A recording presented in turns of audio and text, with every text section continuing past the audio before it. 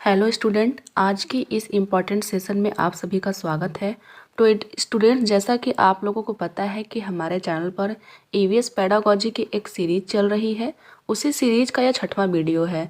तो जो बच्चे इसके पहले की वीडियोज़ को नहीं देखे हैं वो चैनल को सब्सक्राइब कर लें तथा उन सभी वीडियोज़ को देख लें। इससे आपकी ईवीएस पेडागोजी सॉल्व करने की जो प्रॉब्लम होती है वो दूर हो जाएगी। तो चलिए देर न करते हुए आज के सेशन को शुरू करते हैं और देख लेते हैं हमारा पहला क्वेश्चन कौन सा है। तो पहला क्वेश्चन हमारा है, छोटी कक्षाओं में पर्यावरण अध्ययन में विषय में रुचि उत्पन्न करने के लिए पढ़ाने का तरीका क्या होना चाहिए। देखिए, यहाँ ईवीएस में आपको विषय में रुचि उत्पन्न करना है तो आपको क्या करना है, आगमन विधि अपनाना है, मनोरंजन एवं खेल संबंधी विधि अपनाना है, रटने की पद्धति को अपनाना है या फिर निगमन विधि अपनाना है। तो क्योंकि छोटी कक्षा है इसलिए हम लोग उसको खेल और मनोरंजन के माध्यम से समझाएंगे। रटने के लिए हमेशा ही मना किया जाता है तो ऑप्शन नंबर आपका 3 गलत है। और छोटा बच्चा है तो आगमन और निगमन विधि की बात नहीं करेंगे हम लोग। नेक्स्ट देख लेते हैं, विशिष्ट से सामान्य का सिद्धांत निम्न में से किसके द्वारा प्रयोग होता है। ऑप्शन है विश्लेषण विधि, स्वतः शोध विधि, संश्लेषण विधि, आगमन विधि। तो जैसा कि हम जानते हैं, जब भी हम लोग विशिष्ट से सामान्य की ओर जाने की बात करते हैं, सबसे पहले विशिष्ट से हम लोग सामान्य की ओर जाते हैं तो वो आपका होता है आगमन विधि। अगर वहीं क्वेश्चन में दिया होता सामान्य से विशिष्ट, सामान्य से हम लोग विशिष्ट की तरफ जाते तो वो आपका होता निगमन विधि। तब आपका जो आंसर होता वो आपका हो जाता निगमन विधि। आगे देख लेते हैं क्वेश्चन नंबर 3, अच्छे प्रश्न पत्र की क्या विशेषता है। देखिए, जो प्रश्न पत्र हमारा होता है उसकी बहुत सारी विशेषताएं होती है। उसमें वैधता भी होनी चाहिए और विश्वसनीयता भी होनी चाहिए। मतलब वो जितने भी आयाम होते हैं उस पर वो खरा उतरे। इसलिए ऑप्शन नंबर 3 आपका बिल्कुल सही है। यहाँ ए रहेगा, ए और बी दोनों। ऑप्शन नंबर 3 आपका सही है क्योंकि जो हमारा अच्छा प्रश्न पत्र हमारा है उसकी वैधता भी होनी चाहिए, उसकी विश्वसनीयता भी होनी चाहिए। आगे देख लेते हैं क्वेश्चन नंबर 4, शिक्षक का सबसे बहुमूल्य निधि क्या है। उसकी सेवा, वेतन, गर्व, छात्रों का विश्वास। तो जैसा कि हम लोग जानते हैं कि जो शिक्षक होता है उसके लिए छात्रों का जो विश्वास होता है वो काफ़ी इंपॉर्टेंट होता है। देखिए, ये क्वेश्चन काफ़ी इजी लग रहा है लेकिन ये एग्ज़ाम में एक बार पूछ चुका है। तो ऑप्शन नंबर आपका 4 बहुत सही है। आगे देख लेते हैं, निम्न में से सबसे उपयुक्त शिक्षण विधि है। सबसे उपयुक्त शिक्षण विधि कौन सी है। पहला है विचार गोष्ठी एवं श्रुतलेख, दूसरा है श्रुतलेख एवं दिया गया कार्य, तीसरा है विचार गोष्ठी एवं कार्य योजना, चौथा है व्याख्यान एवं श्रुतलेख। तो जैसा कि हमें पता है कि जो सबसे उपयुक्त शिक्षण विधि है इन चारों में वो है ऑप्शन नंबर 3 आपका विचार गोष्ठी एवं कार्य योजना। विचार गोष्ठी का मतलब क्या होता है कि हम लोग एक ग्रुप में बैठ के वाद विवाद करते हैं, अपने विचारों को रखते हैं। इससे हमारे अंदर सामाजिकता की भावना का विकास होता है। वहीं अगर कार्य योजना की बात करें, मतलब प्रोजेक्ट की बात करें, तो ये भी एक ग्रुप में होता है। इसलिए ये सबसे अधिक शिक्षण विधि सबसे अच्छी है। आगे देख लेते हैं क्वेश्चन नंबर 6, प्रेक्षण विधि की सीमाएँ हैं। देखिए, यहाँ पर लिमिटेशन पूछा हुआ है कि उसकी क्या सीमाएँ हैं। ऑप्शन है यह मितव्ययी नहीं है, दूसरा है इस विधि में प्रेक्षण सूक्ष्मता को न करने से प्राप्त परिणाम अधिक वैध एवं विश्वसनीय नहीं हो पाते हैं, तीसरा है इस विधि से व्यक्ति के आंतरिक व्यवहारों का अध्ययन संभव नहीं हो पाता है, चौथा है उपरोक्त सभी। तो देखिए, जो प्रेक्षण विधि है वो मितव्ययी नहीं है, ये बात बिल्कुल ठीक है। और अगर इसको हम लोग सूक्ष्मता से नहीं करें, अगर हम लोग इसको बारीकी से नहीं करें तो जो में प्राप्त जो परिणाम होते हैं उसमें क्या होती है, उसमें एरर आ जाती है और यह विश्वसनीय नहीं रहता है। इसलिए ऑप्शन नंबर आपका बी भी सही है। तीसरा है कि यह मनुष्य का जो व्यक्ति का जो आंतरिक व्यवहार है उसके बारे में भी यह आपका सही नहीं है। तो ऑप्शन नंबर 4 आपका सही है। जितने भी तीनों ऑप्शन हैं वो आपके प्रेक्षण विधि के लिमिटेशंस हैं। नेक्स्ट देख लेते हैं क्वेश्चन नंबर 7, निरीक्षण विधि की विशेषता नहीं है। देखिए, यहाँ पे नहीं पूछा हुआ है। यह एक मनोवैज्ञानिक विधि है, दूसरा है यह प्रत्यक्ष अनुभव पर आधारित है, तीसरा है यह एक बाल केंद्रित विधि है जिसमें शिक्षक एक प्रशासक के रूप में होता है, चौथा है यह विधि विभिन्न सर्वेक्षणों द्वारा अपनाई जाती है। तो जैसा कि हम लोगों को पता है कि देखिए, अगर बाल केंद्रित विधि रहे तो उसमें एक शिक्षक जो है प्रशासक के रूप में कार्य कभी नहीं करेगा। शिक्षक हमेशा उससे मित्रवत व्यवहार करेगा, मित्र बन के हमें सिखाता है। इसलिए ऑप्शन नंबर सी आपका बिल्कुल सही है। यहाँ जो है निरीक्षण विधि की यह विशेषता नहीं है। यह बाल केंद्रित हो सकता है लेकिन इसमें शिक्षक प्रशासक के रूप में कार्य नहीं करेगा। नेक्स्ट देख लेते हैं पर्यावरण शिक्षा में समस्या समाधान विधि का गुण है। देखिए यहाँ समस्या समाधान का जो गुण पूछा है वो क्या है। ऑप्शन है लक्ष्य केंद्रित विधि है, सृजनात्मक विधि है, चयनात्मक विधि है, उपरोक्त सभी। तो हम जो जानते हैं जो समस्या समाधान वाली विधि है वो क्या है आपकी ये जो उपरोक्त सभी है, क्योंकि जो समस्या समाधान होता है वो क्या होता है, पहले लक्ष्य केंद्रित होता है। हम लोग पहले अपने लक्ष्य को ध्यान में रखते हैं, उसके बाद हम लोग कई विधियों से उसके यहाँ पहुँचते हैं और हम लोग चयनात्मक कार्य भी इसमें करते हैं, इसलिए ऑप्शन नंबर 4 आपका सही है। आगे देख लेते हैं क्वेश्चन नंबर 9। पर्यावरणीय अध्ययन में शैक्षणिक भ्रमण का मूल उद्देश्य है। देखिए पर्यावरण अध्ययन में हम लोग क्या करते हैं, शैक्षणिक भ्रमण में जाते हैं, मतलब बच्चों को टूर ले जाने की बात होती है। तो उसका जो मूल उद्देश्य है वो क्या है, बच्चों की ऊर्जा को विकसित करना, दूसरा है छात्रों के लिए प्रत्यक्ष अनुभव, तीसरा है समाजीकरण को बढ़ावा देना, चौथा है टीम भावना का विकास। तो जैसा कि हम लोग जानते हैं कि जो भी हम लोग का जो शैक्षणिक भ्रमण जो होता है वो इसलिए होता है कि जो छात्र जो विद्यालय में पढ़े हुए हैं उसका प्रत्यक्ष अनुभव प्राप्त कर सके, इसलिए ऑप्शन नंबर 2 आपका सही है। नेक्स्ट देख लेते हैं क्वेश्चन नंबर 10।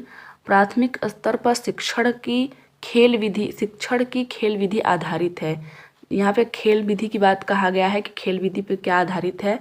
ऑप्शन नंबर है विकास के मनोवैज्ञानिक सिद्धांत, दूसरा है शिक्षण के समाज शास्त्रीय सिद्धांत, तीसरा है शारीरिक शिक्षा कार्यक्रम के सिद्धांत, चौथा है शिक्षण विधि के सिद्धांत। तो जैसा कि हम लोगों को पता है जो खेल विधि है वो आती है शिक्षण विधि के अंतर्गत। हम लोग के जो शिक्षण विधि हम लोग पढ़ते हैं उसमें एक विधि होती है खेल विधि। खेल विधि में बच्चों को क्या करवाना होता है कि जो भी हम बच्चों को सिखाते हैं वो खेल के माध्यम से बच्चों को सिखाएं, तो वो क्या है, एक शिक्षण विधि का सिद्धांत है। तो ऑप्शन नंबर 4 आपका बिल्कुल सही है। क्वेश्चन नंबर 11 देख लेते हैं। पर्यावरण अध्ययन को एक कक्षा में शिक्षक विद्यार्थी से उनकी गर्मी की छुट्टियों में किए गए भ्रमण पर बातचीत कर रहा है। क्योंकि देखिए यहाँ जो शिक्षक है वो विद्यार्थियों से बात कर रहा है कि वो जब गर्मियों की छुट्टी में गया था तो वो क्या क्या देखा था, वो ऐसा क्यों कर रहा है। ऑप्शन है विद्यार्थियों से प्राप्त सूचनाएं पाठ्यक्रम पूरा करेंगी, दूसरा है जिज्ञासु बच्चे राष्ट्र निर्माण के लिए आवश्यक है, तीसरा है विद्यार्थियों का अनुभव ज्ञान रचना का आधार है, चौथा है वह अपना समय बिताना चाहता है। तो देखिए शिक्षक कभी अपना समय नहीं बिताना चाहता, या तो आपका ऑप्शन बिल्कुल गलत हो गया। तीसरा है कि दूसरा आपका ऑप्शन है जिज्ञासु बच्चे राष्ट्र निर्माण के लिए आवश्यक हैं। तो बच्चे राष्ट्र निर्माण के लिए आवश्यक है लेकिन सिर्फ जिज्ञासु बच्चों की बात किया गया, तो ऑप्शन नंबर 2 भी आपका गलत हो जाएगा। और तीसरा है कि पाठ्यक्रम पूरा करवाएंगे, तो हमें पाठ्यक्रम पूरा करने पर ध्यान नहीं देना है, इसलिए ऑप्शन नंबर पहला भी गलत हो गया। आपका जो सबसे बेस्ट ऑप्शन है वो ऑप्शन नंबर 3 है, विद्यार्थियों का अनुभव ज्ञान रचना का आधार है। जो विद्यार्थी जो अपना अनुभव सुनाएंगे टीचर को, तो टीचर जान पाएगा कि बच्चों के अंदर कितना ज्ञान है। तो नेक्स्ट बात करते हैं क्वेश्चन नंबर 12 की। अवलोकन प्रयोग व विज्ञान की 3 विधियां हैं। देखिए अवलोकन प्रयोग व विज्ञान किस चीज़ की 3 विधियां हैं, तो हम लोग ऑप्शन देख लेते हैं, निगमन, परिकल्पना, मापन, अनुमान। तो देखिए जो निगमन विधि होती है उसकी 3 विधियां हैं, अवलोकन प्रयोग और विज्ञान, ये निगमन के अंतर्गत आता है। तो ऑप्शन नंबर पहला आपका सही हो गया। नेक्स्ट देख लेते हैं क्वेश्चन नंबर 13। पर्यावरण जागरूकता का किसके द्वारा सृजन किया जा सकता है, मतलब हमें पर्यावरण के प्रति जागरूक बनाना है तो उसका जो सृजन है वो किसके द्वारा आप कर सकते हो। ऑप्शन है व्याख्यान, दूसरा है क्षेत्रीय भ्रमण, तीसरा है समूह वार्तालाप, चौथा है अध्ययन। तो अगर हमें पर्यावरण के प्रति जागरूकता देना है तो हम लोग क्या करेंगे, उसको हम लोग क्षेत्रीय भ्रमण पे लेके जाएंगे। क्षेत्रीय भ्रमण वो करेगा तो अपने पर्यावरण से वो डायरेक्ट जुड़ पाएगा। तो ये ऑप्शन नंबर आपका 2 जो है वो बिल्कुल सही है। आगे देख लेते हैं क्वेश्चन नंबर 14 क्या कह रहा है। एक अच्छे परीक्षण की कौन सी विशेषता नहीं है, वैधता, विश्वसनीयता, वस्तुनिष्ठता, उत्तीर्ण करना। देखिए जो एक अच्छा जो परीक्षण है उसका जो मेन उद्देश्य है वो है वैधता, विश्वसनीयता, वस्तुनिष्ठता, लेकिन उत्तीर्ण करना किसी पाठ्यक्रम को पढ़ के हमें परीक्षा पास करने का हमारा कोई उद्देश्य नहीं होता है। यहाँ पूछा है नहीं है, इसलिए ऑप्शन नंबर 4 आपका बिल्कुल सही है। नेक्स्ट देख लेते हैं क्वेश्चन नंबर 15। छात्रों में रटने की प्रवृत्ति रोकने हेतु कैसे प्रश्न पूछे जाने चाहिए। देखिए यहाँ रटने की प्रवृत्ति को रोकना है तो जितना ही हम लोग शॉर्ट क्वेश्चन होते हैं जिसके आंसर शॉर्ट में होते हैं वो पूछेंगे तो बच्चे रट के उत्तर नहीं देंगे। तो ऑप्शन आपका है वस्तुनिष्ठ, दूसरा है लघु उत्तरीय, तीसरा है दीर्घ उत्तरीय, चौथा है निबंधात्मक। तो देखिए मैंने पहले ही बताया है कि रटने की प्रवृत्ति को रोकना है तो हम लोग को वस्तुनिष्ठ प्रश्न पूछने होंगे। अगर लघु उत्तरीय, दीर्घ उत्तरीय और निबंधात्मक अगर हम लोग प्रश्न पूछते हैं तो इसके आंसर काफ़ी लंबे बड़े बड़े होते हैं, तो बच्चे क्या करेंगे, इसको रटना शुरू कर देंगे। नेक्स्ट देख लेते हैं क्वेश्चन नंबर 16। पर्यावरण अध्ययन में क्षेत्र भ्रमण का मुख्य उद्देश्य होता है। देखिए यहाँ फिर से यही क्वेश्चन पूछ दिया कि क्षेत्र भ्रमण का जो मुख्य उद्देश्य है वो क्या है। तो पहला है पिकनिक मनाना, दूसरा है मनोरंजन करना, तीसरा है प्रत्यक्ष अनुभव, चौथा है सरकारी योजना का निर्वाह। देखिए जो क्षेत्र भ्रमण होता है उसका जो मुख्य उद्देश्य वो होता है कि उसको प्रत्यक्ष अनुभव कराना है। उसने जो भी चैप्टर में पढ़ा हुआ है, जो भी उसने विद्यालय में पढ़ा हुआ है, उसको हम लोग इन्वायरमेंट से जोड़ के उसको दिखा सकें, इसलिए हम लोग क्षेत्र भ्रमण करवाते हैं। तो क्वेश्चन नंबर 16 का ऑप्शन नंबर 3 आपका बिल्कुल सही है। आगे देख लेते हैं क्वेश्चन नंबर 17। प्राथमिक स्तर पर पर्यावरण अध्ययन के लिए कौन सी विधि प्रभावशाली है। यहाँ कौन सी विधि प्रभावशाली है ये पूछा हुआ है। ऑप्शन पहला है योजना विधि, दूसरा है कहानी विधि, तीसरा है व्याख्यान विधि, चौथा है वाद विवाद। तो देखिए अगर प्राथमिक स्तर की बात किया गया है तो हम लोग हमेशा क्या करेंगे, कहानी विधि का यूज करेंगे। व्याख्यान विधि तो बहुत बड़े बड़े बच्चे जो होते हैं, जो क्लास 9, 10, 12 के बच्चे होते हैं, फिर जो ग्रेजुएशन के बच्चे होते हैं उनके लिए व्याख्यान विधि होती है। तो कहानी विधि क्या है, प्राथमिक बच्चों के लिए होती है। तो ऑप्शन नंबर 2 आपका बिल्कुल सही है। आगे देख लेते हैं क्वेश्चन नंबर 18। निम्नलिखित में से कौन सा एक अभिप्रेरित शिक्षण का संकेत होता है। देखिए अभिप्रेरित शिक्षण का मतलब ये होता है कि हमें प्रेरणापूर्ण रह के पढ़ाने का जो है संकेत मिलता है। तो ऑप्शन है कक्षा में अधिकतम उपस्थिति, अधिकतम उस उपस्थिति रहेगी तब हम अभिप्रेरित होंगे। बच्चों द्वारा प्रश्न पूछना, बच्चे प्रश्न पूछेंगे तब अभिप्रेरणा मिलेगी शिक्षक को। तीसरा है कक्षा में एकदम खामोशी, चौथा है गृह कार्य पूरा करना। तो देखिए जो शिक्षक है उसको भी प्रेरित रहने के लिए अगर बच्चे उससे प्रश्न पूछते हैं तो क्या करेगा, जो शिक्षक और बच्चे होते हैं उनका इंटरेक्शन होता है, इसलिए इससे दोनों लोग अभी प्रेरित होते हैं और दोनों लोग सीखते हैं। तो ऑप्शन नंबर 2 आपका बिल्कुल सही है, छात्रों द्वारा प्रश्न पूछना। आगे देख लेते हैं क्वेश्चन नंबर 19। सीखने की प्रक्रिया में अभिप्रेरणा, अभिप्रेरणा मतलब होता है अंदर से जो प्रेरणा मिलती है वो क्या होती है, बच्चों में सीखने के प्रति रुचि का विकास करती है। दूसरा है बच्चों की स्मरण शक्ति को मजबूत बनाती है। तीसरा आपका पॉइंट है बच्चों की एक दिशा में सोचने के लिए योग्यता को विकसित करती है। चौथा है पिछले सीखे हुए को नए अधिगम से अलग करती है। देखिए जो अभिप्रेरणा होती है वो बच्चों में सीखने के प्रति रुचि का विकास करती है। जब बच्चे अभिप्रेरित होते हैं तो वो अधिक सीखते हैं। जैसे हम लोग का जब एग्ज़ाम आता है तो हम लोग क्या होते हैं, अभिप्रेरित होते हैं, तो अधिक से अधिक चीज़ों को पढ़ते हैं, इससे हमारा क्या होता है, विकास होता है। तो ऑप्शन नंबर आपका पहला ही सही है। क्वेश्चन नंबर 20 देख लेते हैं। बीज अंकुरण की अवधारणा को पढ़ाने का सबसे प्रभावी तरीका है। हमें यहाँ बीज अंकुरण पढ़ाना है तो हम लोग क्या करेंगे, हमारा पहला ऑप्शन है अंकुरित बीजों का फोटो दिखाएं। देखिए यहाँ फोटो दिखाने की बात की गई है। दूसरा यह है कि बोर्ड पे चित्र बनाते हुए अंकुरण के चरणों की प्रक्रिया को स्पष्ट करना।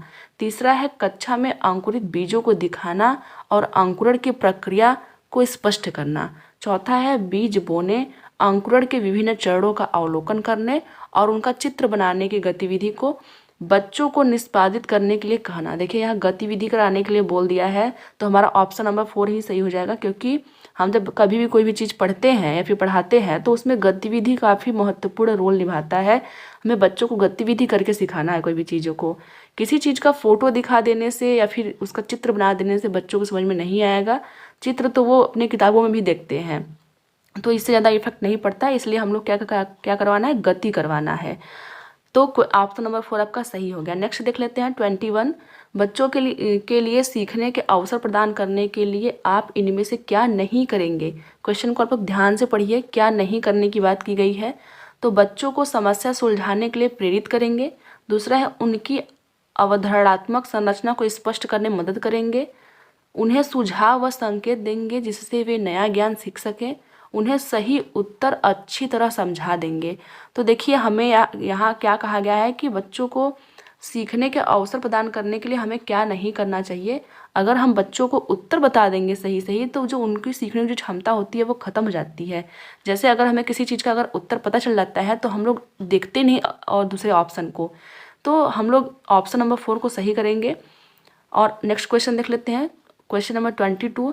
पर्यावरण अध्ययन की कक्षा में विद्यार्थियों में खोज से संबंधित दक्षताओं का विकास करने के लिए एक शिक्षक निम्न में से किसका चुनाव करेगा। यहाँ क्या करना है, विद्यार्थियों में खोज संबंधी दक्षता का विकास करना है। तो ऑप्शन है पहला, पाठ्य वस्तु को निर्धारित समय में पूरा करेगा। देखिए निर्धारित समय में पूरा करने की बात की गई है, तो ये तो बिल्कुल नहीं होता है, हमें किसी भी पाठ्य वस्तु को निर्धारित समय में पूरा नहीं करना होता है।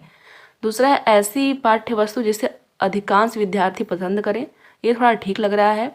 तीसरा है ऐसी पाठ्य वस्तु जो विद्यार्थियों के लिए महत्वपूर्ण हो। चौथा है ऐसी पाठ्य वस्तु जो विद्यार्थियों के दैनिक जीवन से जुड़ी समस्या हो। तो देखिए हम जानते हैं कि जब भी हम लोग पढ़ाते हैं तो हम लोग क्या देखते हैं उसमें कि बच्चों को हम ऐसी चीज़ें पढ़ाएं जो उनके दैनिक जीवन से जुड़ी हुई हो।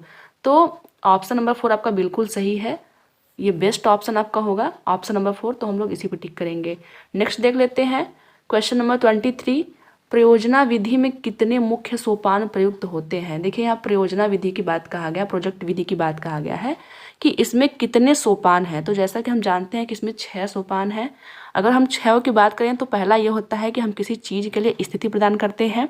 दूसरा ये होता है कि हम लोग उस स्थिति के लिए प्रोजेक्ट का चयन करते हैं। फिर तीसरा होता है प्रोजेक्ट को बनाते हैं। चौथा ये होता है कि योजना का निर्माण करते हैं। पांचवा ये होता है कि योजना का क्रियान्वयन करते हैं। और छठवां ये होता है कि उसका रिकॉर्ड बनाते हैं। तो ये आपकी प्रयोजना विधि के 6 चरण हो गए। तो ऑप्शन नंबर 4 आपका बिल्कुल सही है। आगे देख लेते हैं पर्यावरण अध्ययन के अधिगम का सिद्धांत कौन सा है। यहाँ अधिगम का सिद्धांत पूछा हुआ है, कौन सा है। तो ऑप्शन देख लेते हैं, आवश्यकता का सिद्धांत, दूसरा है उपयोगिता का सिद्धांत, तीसरा है जीवन से संबंधित होने का सिद्धांत, चौथा है उपरोक्त सभी। तो जैसा कि हम जानते हैं कि जो पर्यावरण अध्ययन होता है उसमें अगर सीखने का सिद्धांत की बात करें तो ये होगा उपरोक्त सभी आप लोगों का। चारों ऑप्शन आपके सही हैं। ये जो अधिगम का सिद्धांत जो होता है वो आवश्यकता का सिद्धांत भी है, उपयोगिता का सिद्धांत भी है और जीवन से संबंधित होने का भी सिद्धांत है। तो ऑप्शन नंबर 4 आपका बिल्कुल सही है। नेक्स्ट देख लेते हैं 25 नंबर का क्वेश्चन क्या है, पर्यावरण शिक्षा में सामूहिक चर्चा से संबंधित शिक्षण विधि कौन सी है। देखिए यहाँ सामूहिक चर्चा की बात की गई है तो हम लोग उसको देखेंगे। भूमिका निर्वाह, देखिए भूमिका निर्वाह में क्या होता है कि जो बच्चे होते हैं वो अलग अलग भूमिकाओं में होते हैं। दूसरा ये होता है व्याख्यान विधि। समूह चर्चा में कभी भी व्याख्यान विधि नहीं आती है, क्योंकि व्याख्यान विधि में क्या होता है कि जो टीचर होता है वो सिर्फ अपना लेक्चर देता जाता है और बच्चे उसको सुनते जाते हैं, उसमें कोई भी सामूहिक चर्चा नहीं होती है। तीसरा आपका वर्णन, तो व्याख्यान विधि की तरह वर्णन विधि भी है। इसमें क्या करेंगे हम लोग एक टॉपिक लेंगे उसका वर्णन करते चले जाएंगे। तो ऑप्शन नंबर 3 भी आपका गलत है। चौथा आपका है विचार गोष्ठी। देखिए भूमिका निर्वाह और विचार गोष्ठी में बहुत बड़ा अंतर है। विचार गोष्ठी में क्या होता है कि सभी बच्चे अपनी अपनी जो बातें होते हैं वो रखते हैं सबके सामने। जो भूमिका निर्वाह होता है उसमें क्या होता है कि बारी बारी से हम लोग अपनी भूमिकाओं को निभाते हैं। तो यहाँ समूह चर्चा की बात की गई है, इसलिए ऑप्शन नंबर 4 आपका बिल्कुल सही है। तो नेक्स्ट देख लेते हैं 26, घरों में खाने पीने की चीज़ों को कैसे सुरक्षित रखा जाता है, इस विषय में बच्चों को उपयुक्त जानकारी कहाँ से मिल सकती है। अब यहाँ हम लोग ध्यान देंगे घरों में खाने पीने की चीज़ों को कैसे सुरक्षित रखा जाता है, इसकी जानकारी बच्चों को कहाँ से मिलेगी। पहला ऑप्शन है बाजार से, दूसरा है परिवार से, तीसरा है टीवी से, चौथा है अखबार से। तो देखिए हम जब जो घरों में जो चीज़ें खाने पीने की है उसको सुरक्षित रखने की बात है तो उसकी जो जानकारी सबसे पहले हमें परिवार से मिलती है। तो ऑप्शन नंबर 2 आपका बिल्कुल सही है। नेक्स्ट देख लेते हैं 27 नंबर का क्वेश्चन, निम्न में से क्रिया सहायक सामग्री कौन सी है। यहाँ क्रिया सहायक सामग्री पूछा हुआ है। तो पहला ऑप्शन है ऐतिहासिक स्थान का भ्रमण, दूसरा है संग्रहालय का भ्रमण, तीसरा है उद्यान का भ्रमण, चौथा है उपरोक्त सभी। तो देखिए यहाँ जो है सभी जगह भ्रमण की ही बात की गई है, चाहे वो आपका ऐतिहासिक स्थान का भ्रमण हो, चाहे संग्रहालय का भ्रमण, चाहे उद्यान का भ्रमण, मतलब जो भी है तो उपरोक्त सभी है, क्योंकि तीनों ऑप्शन में आपको एक ही बात कही गई है भ्रमण करने के लिए। तो ऑप्शन नंबर 4 आपका सही है। आगे देख लेते हैं 28 नंबर का क्वेश्चन क्या है, कक्षा 5 की पर्यावरण शिक्षिका बच्चों को ईंधन के प्रकार के विषय में बताना चाहती है। यहाँ ईंधन के प्रकार के विषय में बताना चाहती है, इसके लिए उपयुक्त शिक्षण सामग्री है। ऑप्शन है आपका चित्र, टीवी, स्लाइड, चार्ट। तो देखिए हमें ईंधन के बारे में बताना है तो हम लोग उसको स्लाइड्स के माध्यम से समझाएंगे, क्योंकि जो स्लाइड्स होते हैं उसमें हम लोग कई प्रकार के ईंधनों को एक साथ दिखा सकते हैं। तो ऑप्शन नंबर 3 आपका बेस्ट ऑप्शन है। आगे देख लेते हैं 29 नंबर का क्वेश्चन, निम्न में से किस शिक्षण सहायक सामग्री के उपयोग से विषय वस्तु रोचक, सरल एवं बोधगम्य बन सकती है। यहाँ जो हमारा विषय वस्तु है उसको हम लोग क्या करना है, हम लोग को इंटरेस्टेड बनाना है, सिंपल बनाना है और जो बोधगम्य टाइप का बनाना है। तो कौन सी ऐसी चीज़ें हो सकती हैं? पहला है टीवी, दूसरा है भ्रमण, तीसरा है पत्र पत्रिकाएं, चौथा है चित्र। तो देखिए अगर हमें क्या करना है, रोचक बनाना है तो हम लोग क्या करेंगे उसके लिए, और सरल बोधगम्य बनाना है तो हम लोग इसमें टीबी का यूज़ करेंगे। ऑप्शन नंबर पहला आपका सही है। 30 नंबर क्वेश्चन देख लेते हैं। चित्र, मानचित्र, ग्राफ, मॉडल आदि किस प्रकार की सहायक सामग्री है? देखिए चित्र और मानचित्र, ग्राफ, मॉडल की बात की गई है यहाँ पे कि किस प्रकार की सामग्री है। तो ऑप्शन है इसमें दृश्य, दूसरा है क्रियात्मक, तीसरा है श्रव्य दृश्य, चौथा है इनमें से कोई नहीं। तो देखिए जितने भी चीज़ें हैं इनको हम लोग क्या करते हैं, सिर्फ देखते हैं। तो ये कौन सी सामग्री होगी? दृश्य सामग्री के अंतर्गत आएंगी। जैसे रेडियोज हो गया, टेलीविज़न हो गया, ये सब जो आती हैं वो सब क्या होती है, सॉरी जो टेलीविज़न होता है वो आपका श्रव्य दृश्य में आता है, और जो आपका रेडियो होता है वो आपका किस में आता है, श्रव्य सामग्री के अंतर्गत आता है। तो क्वेश्चन नंबर 13 का ऑप्शन नंबर 3 आपका बिल्कुल सही है। तो ये तो था आज का वीडियो। आई होप आप लोग को आज का वीडियो बहुत पसंद आया होगा। जिन बच्चों ने इसके पहले के वीडियोस नहीं देखे हुए हैं जाके वो चैनल पर देख लीजिए। जो बच्चे नए आए हैं चैनल को सब्सक्राइब कर लीजिए। आज के लिए सिर्फ इतना ही, मिलते हैं किसी और वीडियो में, तब तक के लिए धन्यवाद।